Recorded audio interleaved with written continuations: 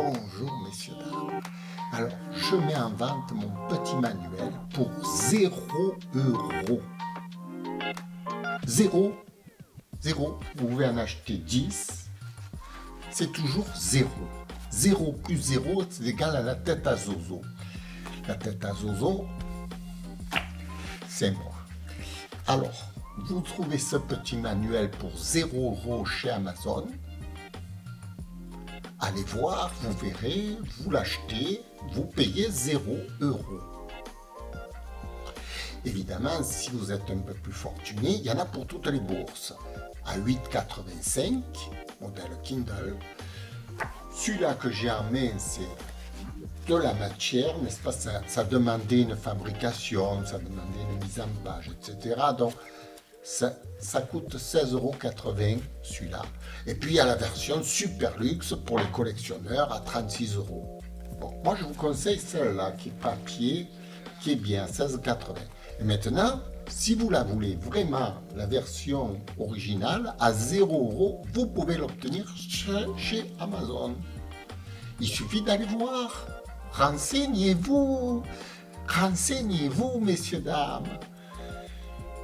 Qu'est-ce que je peux dire de plus? Il y en a pour tout le monde, hein?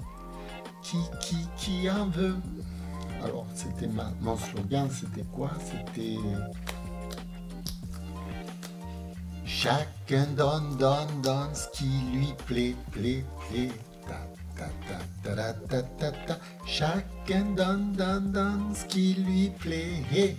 Ta, ta, ta, ra, ra, ra, ra, ra. Chacun donne ce qui lui plaît. Ta, ta, ra, ra, ra, ra, ra. Merci. Au revoir. Alors, je vais vous lire quand même un petit extrait. Hein, puisque c'est quand même pas de la gnognotte. 6e exercice, exalter ses convictions morales. C'est-à-dire sur scène, évidemment, on est un acteur, on joue sur scène, hein, on joue. Bon, exalter ses convictions morales. Pourquoi? Comment? Par un bel après-midi ensoleillé, je suis allé m'asseoir sur un banc public dans la baie des Anges, où j'ai lu un extrait du livre de Lee Strasberg, Le travail à l'acteur studio. Lee Strasberg, c'est le professeur qui enseignait aux acteurs américains à devenir des très grands. C'était à New York. Bercé par le clapotis des vagues, de la houle qui glissait sur les galets blancs, j'entendais la voix du professeur d'art dramatique qui valorisait le sens du devoir et de la morale à travers lequel, disait-il, l'acteur joue son rôle, signifiant par là qu'il ne pouvait pas interpréter son personnage théâtral d'une façon appropriée sans tenir compte de ses propres convictions morales. Alors ça a changé toute ma conception de la comédie. Je pensais qu'il fallait être un autre que soi pour jouer quelque chose. Et là, il vous explique que non, il faut être soi-même. Dans un personnage. Vous êtes, que vous soyez n'importe qui à la scène, vous devez être vous-même, par vos convictions morales. Et c'est là que vous interprétez le personnage à votre sauce, en quelque sorte.